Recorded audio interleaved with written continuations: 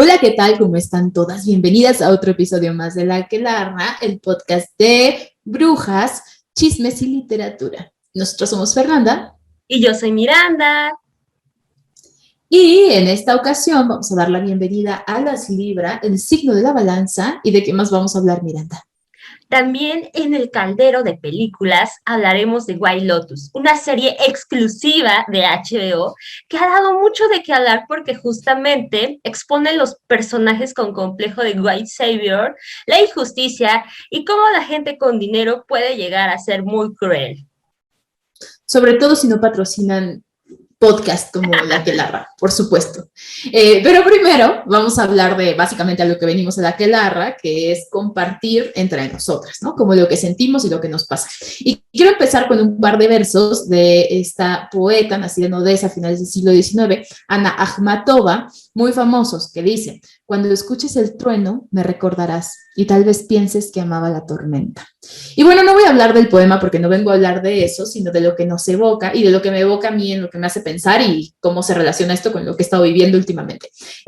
Miranda, tú ya conocías a Ana Akhmatova, ¿cierto? ¿Te gusta? ¿Qué piensas de estos versos? Yo conocí a Ana Akhmatova de casualidad. Me acuerdo que pues fue de, como dice la chaviza de Chiripa, bueno, la chaviza de los 60. Porque tú ya no eres chaviza. No, yo ya soy una señora No, y pues ya tienes estoy tu doble dosis de orgullosa. vacuna, obviamente, ya eres una señora.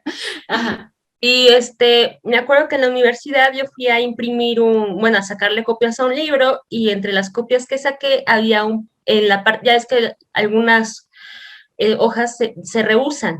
Entonces, en la Uh-huh. parte de atrás de la hoja que iba a utilizar venía Mm, un poema de Ana Akhmatova y me gustó mucho y la wow. busqué. Me acuerdo que estaba en la biblioteca del Colmex y pues Wow. ya estuve como viendo a este personaje, bueno, a esta mujer, y la verdad es que sus poemas me atrajeron mucho porque tenían esta transparencia, como que tenían un lenguaje sencillo para hablar del Uh-huh. dolor, lo cual Uh-huh. ya investigando un poco sobre Nagmatova, pues me hace mucho sentido, ¿no? Porque justamente ella pertenecía a una escuela poética que sostenía una filosofía de hablar en simplicidad, ¿no? Sin muchos Mm, ornamentos. mm, qué Y bonito. sí, y la verdad es que ella me gusta mucho su poesía, ella tuvo una vida muy tortuosa, de hecho hasta su apellido, Akhmatova, es artístico, bueno, de alguna manera artístico, porque ella lo tomó prestado de su tatarabuela, porque su padre no quería que escribiera poesía. Entonces le dijo, si vas a dedicarte a eso, entonces quítate de mi apellido, porque pues yo no quiero que andes escribiendo. Entonces creo que siempre cuando hablamos de una Akhmatova, pues viene implícito el dolor y pues sobre todo la empatía hacia ese dolor, el dolor del otro. Fíjate que yo dije que no iba a hablar del poema, pero ahora escuchándote hablar, por supuesto, de la historia y de la vida de Ana Akhmatova, el final de este poema, de estos versos que inician así, dice algo como de la partida. Termina como: esto sucederá un día en Moscú cuando abandone la ciudad para siempre y me precipite hacia el puerto deseado, dejando entre ustedes apenas mi sombra. Hay como muchísima nostalgia, muchísimo dolor justo en este poema. Me parece muy bello. Gracias por compartirnos, porque creo que es que en la poesía sí es así, ¿no? Sí, cuando tienes un poco de contexto, sí te deja ver otras cosas que no habríamos visto con tanta facilidad con el poema mismo. Aunque bueno, el poema habla por sí solo, también esos versos son increíbles.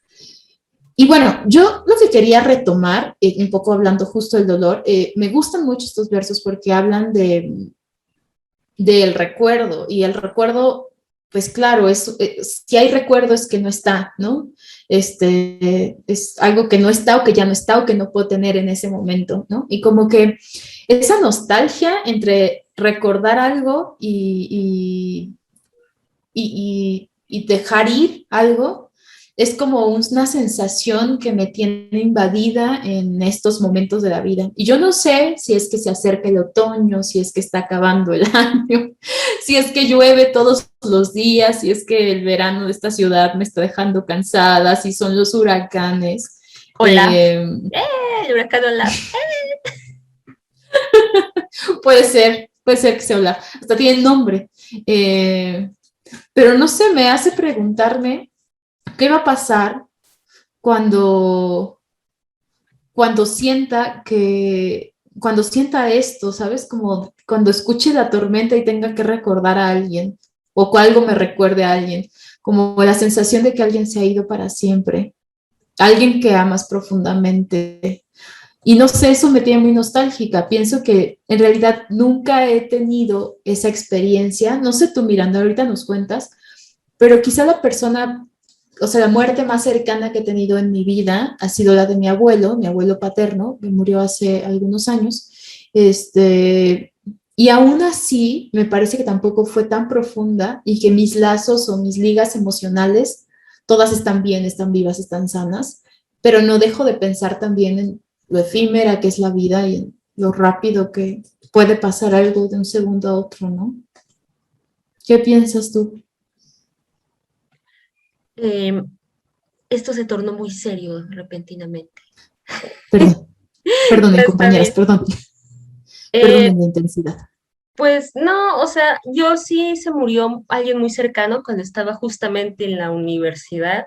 Se murió mi abuela. Yo era muy cercana a ella y de hecho mi faceta depresiva clínicamente, por así decirlo ya, pues que ya fue como clínico de que tiene depresión, empezó justamente cuando se murió mi abuela, ¿no? Fue uno de los detonantes. La verdad sí fue para mí devastador y de hecho no hay ni un solo día en que no piense en ella. Mm, Es algo, pues creo que lindo, pero pues también es como vaya, o sea, sí hay, la gente realmente deja su huella. O sea, cuando uno muere no desaparece, simplemente trasciende hacia otro plano, porque la verdad es que siguen aquí, ¿no? Y cuando digo que siguen aquí, no me refiero a que vivo en el pasado, ahí en mis recuerdos, sino que nunca se van, la gente en realidad nunca se va. Tal vez dejas de verla, escucharla, pero su compañía continuará. claro. No, y físicamente, o sea, en términos físicos, quiero decir, eso tiene sentido, ¿no? O sea, somos materia y somos energía y, ay, no quiero ponerme intensa y también hablar de cosas que igual ni tampoco son ciertas y no podemos como, pero lo cierto es que solo cambiamos de estado de la materia, entonces tiene mucha lógica que permanezcamos y aparte tenemos esta capacidad, ¿no? De tener o de hacer que sean las cosas que quizá no existen, comillas, ¿no? Justo desde crear historias, desde inventar personajes, desde los recuerdos. Fíjate que hace algunos años leí, ¿cómo se llama este? Un libro de Volpi, espérame, déjame acordarme cómo se llama. Es de su padre, ensayo Anatomía de mi padre.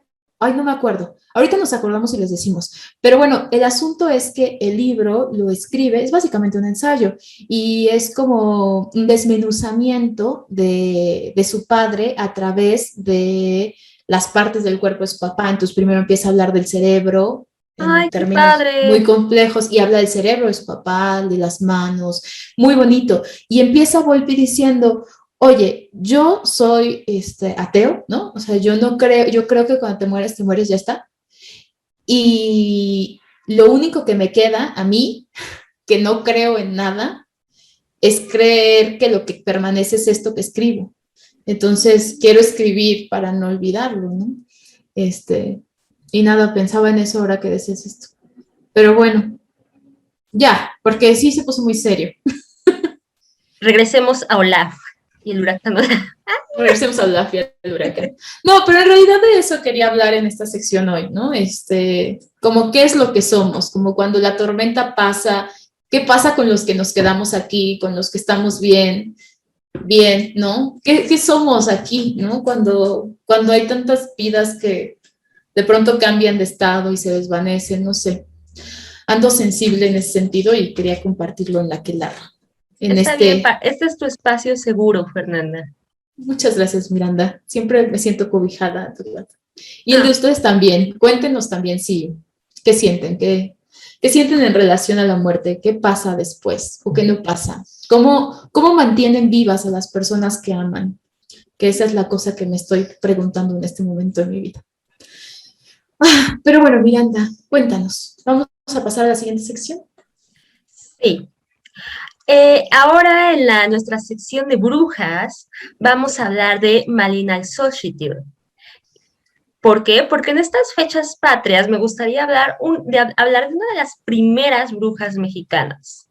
Y es que Malinalxochitl, en la mitología mexica, era una bella hechicera que podía mandar sobre los animales y los otros seres. Su historia me parece además una pieza fundamental para lo que sería no solo Tenochtitlán, sino México. Ahora bien, me van a decir, ¿pero por qué, Miranda? ¿Qué te vas a inventar? Y no, no me ¿Por estoy qué? ¿Pero inventando. por qué, Miranda? Invéntanos, dinos.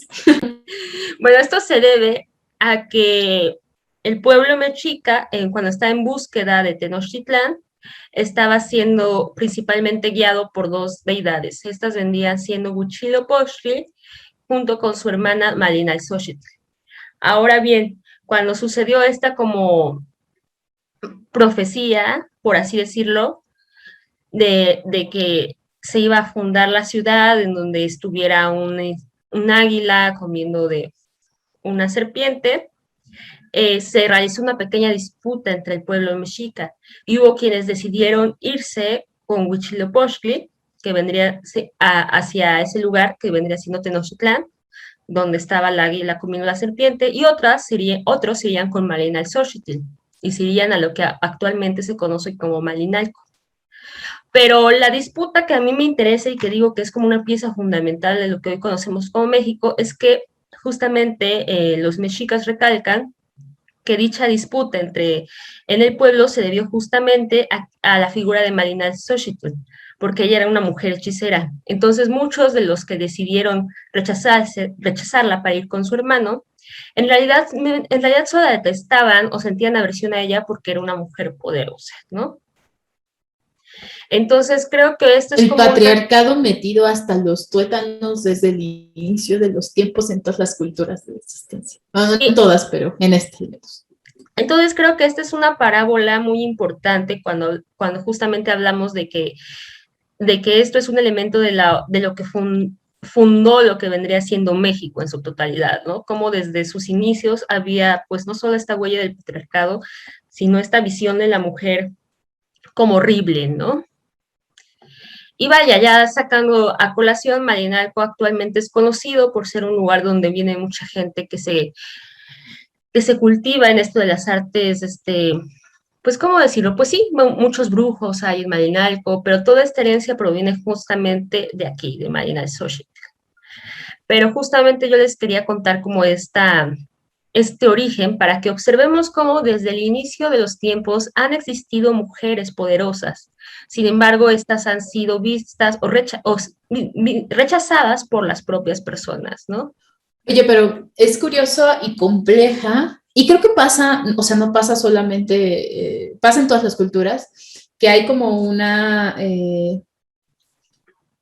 no quiero llamarla contradicción, pero quizás sí lo es, entre los mismos dioses o arquetipos a los que se adora en las mismas culturas, ¿no? Por ejemplo, pienso en Coatlicue, ¿no? Que era la diosa de la tierra, que era adorada y justo está plasmada en la pirámide de Malinalco también. Bueno, tiene una advocación a Coatlicue y era, ¿no?, una diosa mujer muy importante, muy poderosa, que no necesariamente cargaba con la misma visión negativa, ¿no?, que quizá como Malinalxóchitl. Es decir, convivían divinidades femeninas y masculinas, y aunque sí es verdad que las masculinas terminaban siendo protagonistas, también es cierto que había divinidades femeninas o mujeres que eran muy adoradas y muy respetadas, ¿cierto? Sí, sí, concuerdo. Oye, bueno, me parece muy interesante. ¿Tú has ido a Malinalco, Miranda? No, no he tenido la fortuna, pero quiero que sea nuestro próximo proyecto, La Clara en Malinalco. Sí, me encanta. Si alguien en Malinalco nos escucha, por favor, invítenos. Y si no, de todas formas, vamos a ir para allá. Lo que pasa es que, como bien lo dijo Miranda, Malinalco es un lugar que actualmente se considera un lugar mágico, ¿no? Uno va a Malinalco a hacer el temazcal, a cargar de energía, y hay varios puntos. como los hay en toda Latinoamérica, que son así, pero Malinalco tiene esta característica. Y bueno, yo quería preguntarte, Miranda, y también si sabes, si no, tampoco pasa nada, pero Malinalxóchitl y Malitzin, ¿no? Tienen el mismo inicio en la palabra. Quería saber si sabías si hay alguna relación. Honestamente, no desconozco si exista una relación, pero lo podemos investigar y te resuelvo Les tu pregunta contamos. próximamente, en la siguiente clase. Probablemente sea alguna relación en el lenguaje, ¿no? Como pasa, por ejemplo, con los municipios del Estado de México, quienes están en México, quienes escuchan en México, como Tlalnepantla, Atizapán, todos tienen estas uniones con las T's, Cuautitlán, Naucalpan, que seguramente ahí hay más bien raíces como con el lenguaje, de dónde proviene la palabra. Seguro va por ahí. Pero bueno, pues me parece muy interesante. Hay que ir a Malinalco. Los temazcales son el vientre, es como regresar a la madre y es una práctica muy común en Malinalco que también ayuda a conectarnos con nosotros mismos, ¿no? Con nuestro yo primero, con nuestro yo auténtico. Y bueno, si ustedes han ido al Temazcal, cuéntenos cómo se llama también desde donde nos escuchan, que por lo menos en México se llama así, Temazcal. Y bueno, pasemos a la sección más pop del programa. ¿Te parece bien? Les contamos que íbamos a hablar de... ¿Qué vamos a hablar, Miranda? ¿De White Lotus? Pues hablando de culturas originarias, ¿qué les parece si nos vamos de México a Hawái? Sí, y bueno, la verdad es que parece que no tiene relación así de inicio hablar de esta serie que se lleva a cabo ¿cómo se llaman estas cosas, Miranda? ¿Cómo se llaman estos complejos? En un complejo turístico de ricos. Resort. Un resort, sí. Pero tiene mucho sentido y quienes ya vieron la serie van a entender perfectamente por qué tiene todo el sentido del mundo, porque hay un discurso también de la apropiación y demás, ¿no? Entonces, bueno, entonces es la historia de un grupo de vacacionistas adinerados que llegan a uno de los hoteles más lujosos de Hawái, básicamente, ¿no? Es un thriller que arranca con una muerte que tú no ves, pero sabes que está, ¿no? Porque este personaje dice que hay un muerto, entonces tú ya sabes que alguien se va a morir. Y entonces regresan y ves el inicio y te va contando toda la historia. Es una miniserie de, no sé cuántos capítulos tiene, como 7, Miranda, 8, algo así. Ay, sí, como 7 o 6, pero 8 siento que no. Sí, como 7 o 6, son poquitos capítulos. Y plantea temas complejos, la narrativa es muy interesante también. A mí me recordó, por ejemplo, también la estética, que eso a tiempo compartido, esta película mexicana, donde sale Luis Gerardo Méndez, que dirige Sebastián Hoffman, y la estética es muy similar, también es un resort y demás, ¿no? Es todo muy, muy pastel, todo parece muy feliz, y de pronto se va volviendo complejo y agrio. Y ya ven que aquí nos gustan justo esas historias que parece que todo es color de rosa, sí, y de pronto todo se va complejizando y se va volviendo turbio. Pero Miranda, cuéntanos un poquito, yo sé que ya la viste, cuéntanos un poco de qué se trata y si te gustó, o qué temas trata y si te gustó. Sí, de hecho, dato curioso, muchas de las series que hemos visto aquí del podcast, yo se las he recomendado a Fernanda. Me gustaría pensar que tengo buen gusto en series, ya Fernanda les dirá. Excepto, ¿cuál fue la que te recomendé? Que sí de plano me dijiste, te pasaste, Miranda. Ay, no me acuerdo, pero sí hubo una. Donde sí hubo una que no me gustó. ¿Salía Spitzer o cómo se llamaba? Ay, ya sé. Esta serie mexicana con Alejandro Spitzer y... ¿cómo se llama esta mujer? Maite Perroni. Maite Perroni, ajá. Sí, esa Oscuro Deseo, creo. Ajá, Oscuro Deseo, creo. Sí, esa dije, no manches, creo que todos las recomendé por Spacer. Pero las demás sí han sido muy buenas recomendaciones. No me dejarás mentir. No te dejo mentir. Yo, me encantó Mr. Robot, por ejemplo. Bueno, Mr. Robot fue, esa tú me la recomendaste a mí. Sí, fue al revés, ¿verdad? Sí, tienes toda la razón. Pero, ¿cuál otra? Esta de los ricos también, ¿cómo se llama? Ay, eso me encanta. Succession es increíble. Sí, que también es de HBO. Ajá, son muy buenas las series de HBO, se las recomiendo. Y pues bueno, regresando a White Lotus, es justamente como lo que contaba Fernanda, parte de la trama el punto inicia cuando te enteras de que alguien murió, ¿no? Una de las personas que va al hotel o que esté en el hotel muere. Y ahí es cuando se empiezan a desencadenar todas las acciones.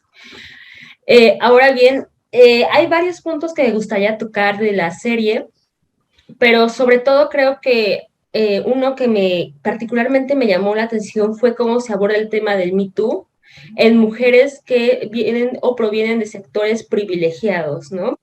Cómo inclusive se puede sentir un poco lejano este tema a tal grado de que algunas mujeres vean inclusive el Me Too como algo molesto o incómodo, o, o, o pues bueno, como lo ven tan lejano, inclusive lo sienten como solo una moda, ¿no?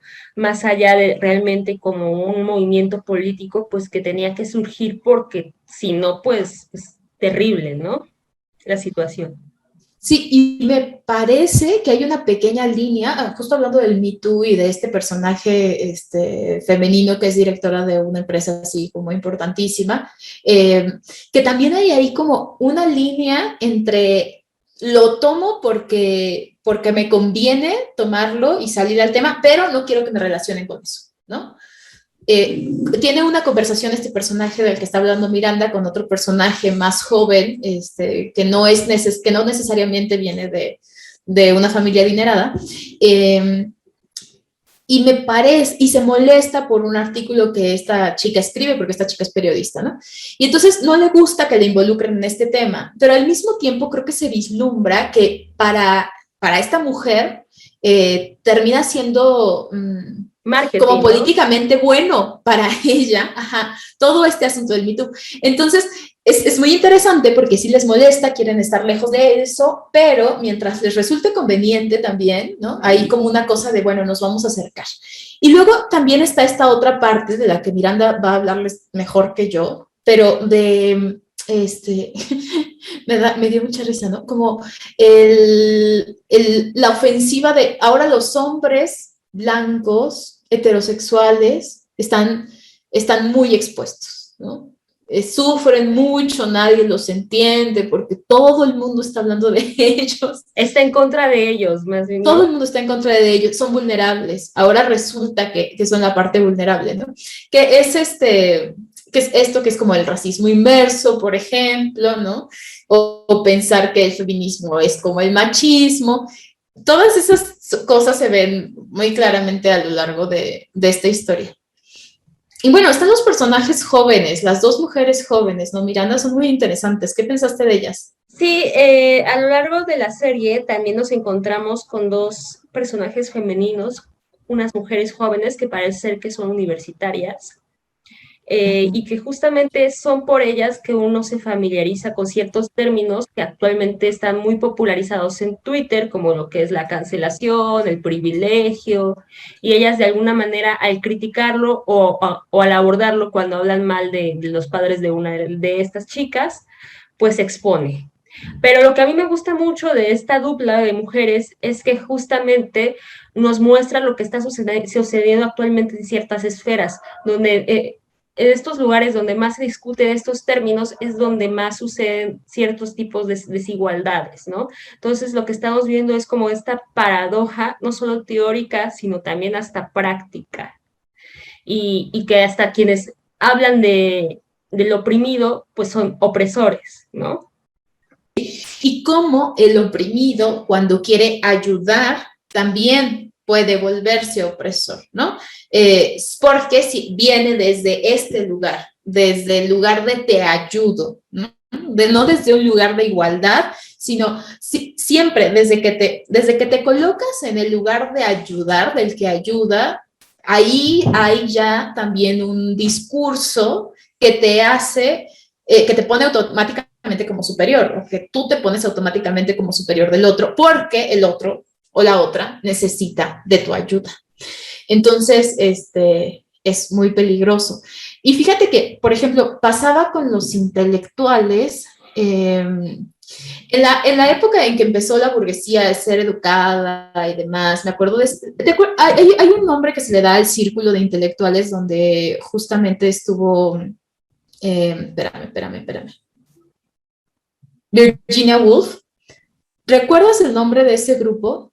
No Ay, me no, pero acuerdo. sí, estaba su esposo también, ¿no? Estaba también su esposo y varios intelectuales de la época que eran como, sí, ahora Pero vamos que a ser eran riquillos, educados, ajá, y todos sí. eran riquillos. Entonces, por ejemplo, justo el discurso iba por ahí muy parecido a lo que sucede acá, ¿no? Es como, sí, lo que sucede con estas dos chicas en específico, como sí, vamos a ayudarlos, queremos que todo el mundo se eduque, pero nosotros acá, ustedes allá, ¿no? De alguna manera, como sí te vamos a incluir, pero que no se nos olvide que nosotros acá y tú allá, ¿no? Entonces, un poco esto pasa también con estas chicas, sobre todo con una de ellas. Sí, y algo que quería recalcar es que de las dos chicas hay una que sí se ve que es totalmente privilegiada, sin Sí. embargo, la otra, cuando se nos muestra que está en una situación un poco más desigual, en la misma serie, en la misma trama, la pone en comparación con otros personajes y te muestra que inclusive ella es más privilegiada que otros, ¿no? Entonces, Sí. de alguna manera, la serie creo que justamente logra lo contrario que su título, ¿no? White Lotus, el loto blanco. En realidad, la serie lo que nos muestra son los claroscuros, ¿no? O sea, no todo es blanco o negro. Sí, y es trágico lo que pasa con este otro personaje del que habla Miranda. Son muy chistosas porque aparte todo el tiempo están leyendo, empieza la serie y están leyendo una Nietzsche, otra Freud, y todo el tiempo como cosas de esa calaña, ¿no? Psicoanálisis, filosofía alta y muy elevada, y así. Pero bueno, sí, justo ese personaje y la historia que le sucede a ese personaje es trágica, trágica, trágica. No para ella, sino para otro personaje con el que se relaciona, que quienes vean la serie ya nos contarán. Y recomiéndenos series, ¿no, Miranda, o qué? Sí, déjenos en los comentarios series que quieren que veamos, ¿ok? Solo no nos recomienden La Rosa de Guadalupe, porque esa yo ya la vi. Para quienes no saben qué es La Rosa de Guadalupe, pero nos escuchan en Chile o en Argentina o en algún otro país, En Miranda, Colombia. cuéntanos qué es La Rosa de Guadalupe. No, pues es como una, ¿qué es, no? Ya no sé cómo Una describirla. mini... Es como un drama. Sí, es melodrama, pero son como mini melodramas, uno por cada episodio, y entonces todo es salvado por el polvo mágico La Virgen de de Guadalupe. la Virgen de Y Guadalupe. su Ajá. Rosita. Y su rosa, desapareció una rosa. Sí. Mira, la verdad es que si uno lo ve con humor, es muy divertida. Si uno lo ve en serio, pues se da cuenta que eso está muy mal, ¿no? Pero, pero sí, está interesante. Bueno, recomiéndenos algo que no sea La Rosa de Guadalupe, porque Miranda ya la vio. Y, y ya, pasemos a hablar Comenten. de las Libra, por favor. Muy ¿Te gustan bien. los Libra, Miranda? Ay, pues sí, las y los les adoro, la verdad. Yo tengo, mi Sí, papá es Libra. Y bueno, antes de hablar más ok. de los Libras, recuérdame, Fernanda, ¿cuándo nacen estos signos tan particulares? Bueno, pues como lo dijimos al principio del programa, estamos entrando justo a en temporada Libra, de hecho ya nos pasamos un poquito. Entonces, las Libra, los Libra, les Libra, nacen entre el 22 de septiembre y el 21 de octubre. Entonces, les mandamos un abrazo de felicitación a todos quienes estén cumpliendo años en este mes. ¿Cuáles son las características positivas de los Libra? Miranda, a ver, de tu papá, ¿qué te gusta? Pero bueno, háblanos en general de los Libra y En luego ya te general, y luego chismeo. ya vamos a hacer Ya chismeo el en tu chismecito. familia. Sí, sí, sí. Pues las características positivas de las y los les Libra es el equilibrio, la belleza y la curiosidad. En fin, son artistas. Las Libras también son personas que tienen un sentido de ecuanimidad, son súper diplomáticos y tienen una tolerancia muy desarrollada. Además, comprenden la postura de los demás y al mismo tiempo procuran externar sus diferencias. En general no les gusta la rutina, sobre todo en su trabajo. Bueno, pues les Libra, los Libra también tienen sus cosas no tan buenas. Es como todos los arquetipos de los signos, ¿no? Al final las cosas que nos distinguen de manera positiva también tienen sus asegúnes, ¿no? Sus claroscuros, como decía hace un rato Miranda. Entonces, son indecisos, No vayan a decidir con un libro a dónde van a ir a comer, van a tardar horas. Saludos a mi amiga Marijo. Decidanlo ustedes, ya. Si usted no es Libra, llegue ya con, vamos a ir a comer aquí, ni le pregunte. Pero fíjense que cuando están seguros de algo, están muy seguros. Solo que cuando están inseguros de algo, pueden ser muy indecisos. Son súper sensibles. Y fíjate que yo tengo muchas mejores amigas Libra. Como que es una cosa que me he dado cuenta, que coincide. Excepto Me Tauro, parece que chistoso. Tauro es su mejor amiga. Pero toda mi familia, toda la gente que me ha ayudado a construirme como persona es Tauro, como tú, mira, efectivamente. Así que ya en otro nivel, las Tauro en otro nivel.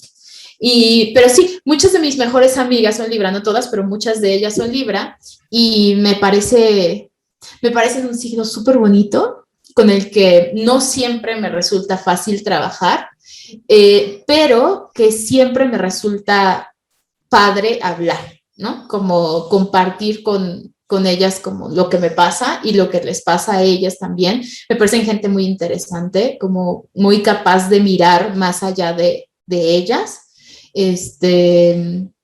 Quizá es la gente con la que más comparto mi sensibilidad, o sea, como mi parte sensible, que no se nota porque pues las gemelas somos raras.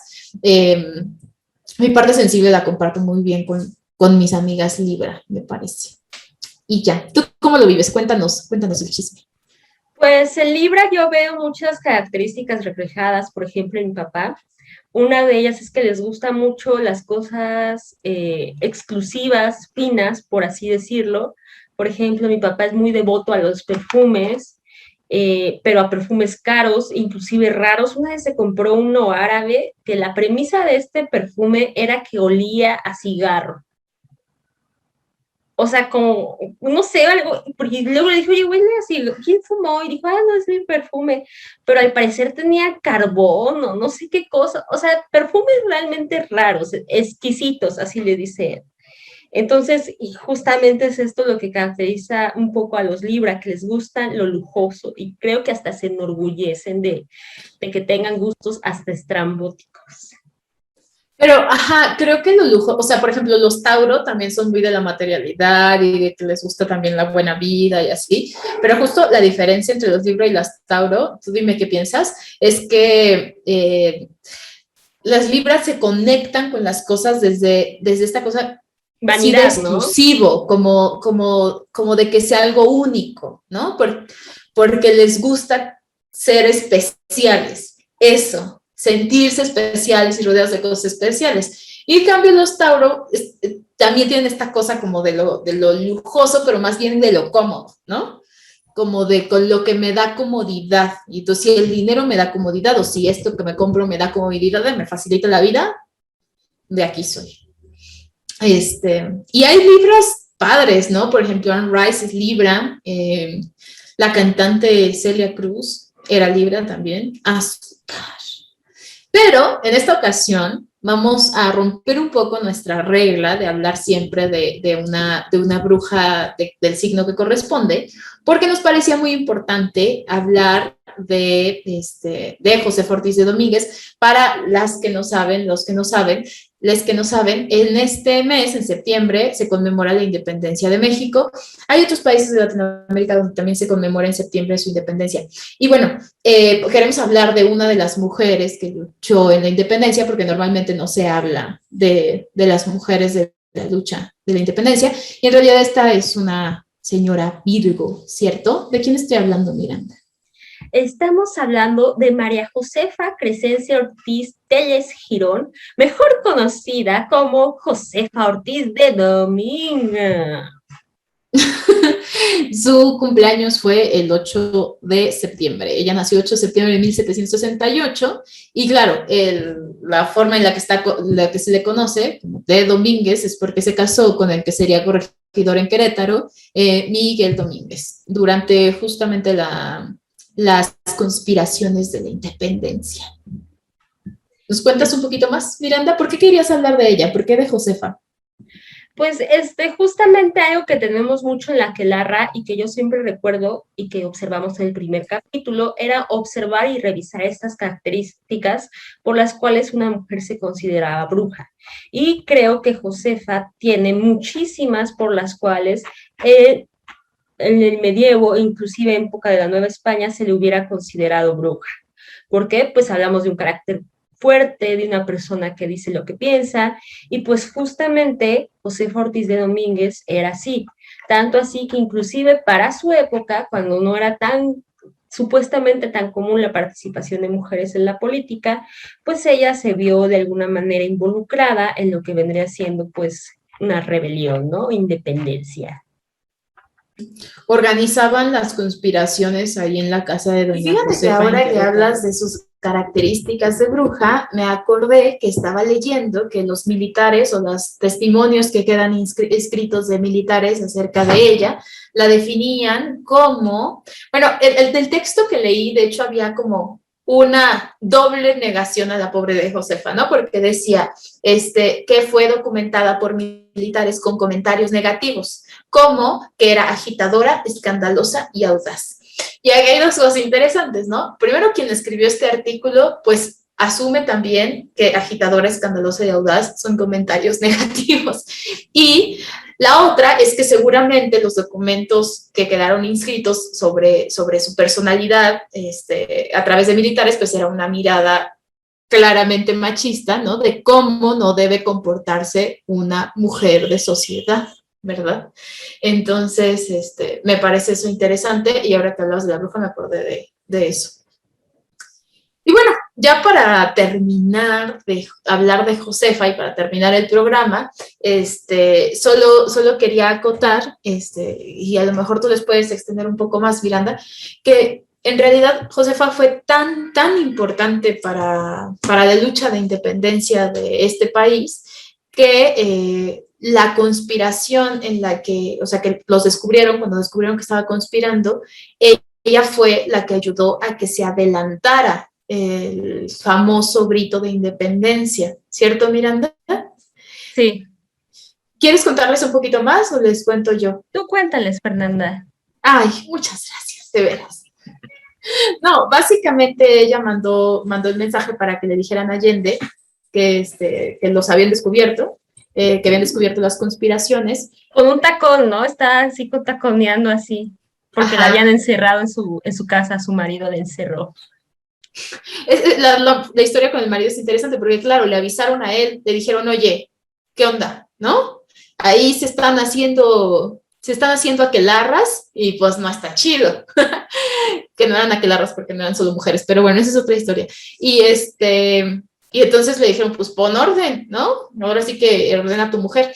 La cosa es que ella mandó este mensaje para que le llegara a Allende y no encontraron a Allende por alguna razón, ya el que encontraron fue a Miguel Hidalgo.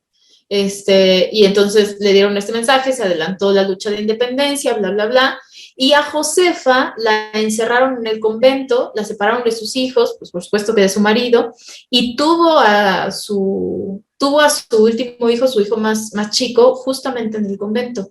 Y estuvo encerrada durante 6 años, creo, en el convento, y luego salió y otra vez me parece que la enjuiciaron o una cosa así, y no sé si a su marido también lo habían encerrado y luego lo dejaron salir, pero a ella no. Una cosa así, pero esa parte sí no estoy segura, así que no me hagan mucho caso. El asunto es que sin ella, o sea, fue parte fundamental, más que Miguel Hidalgo incluso, para que se adelantara la lucha de independencia en México en 1810. Y bueno, pues nuestra bruja independiente. Nuestra bruja mexicana. La corregidora Josefa Ortiz de Domínguez. Muy bien. Y bueno, pues ya terminamos el programa, ¿verdad, Miranda? Definí, el podcast ha acabado. Bueno, y también es nuestro podcast número 12, así que cumplimos 1 año, banderitas. Y gracias a todas las que nos han acompañado en este viaje. Muchas gracias, dejen los comentarios y nos veremos próximamente, o tal vez no. No Nos vemos. Muchas gracias por escucharnos hasta el final. No se olviden de seguir a Miranda en sus redes sociales como Miranda Collage y Miranda Collage Artist en TikTok.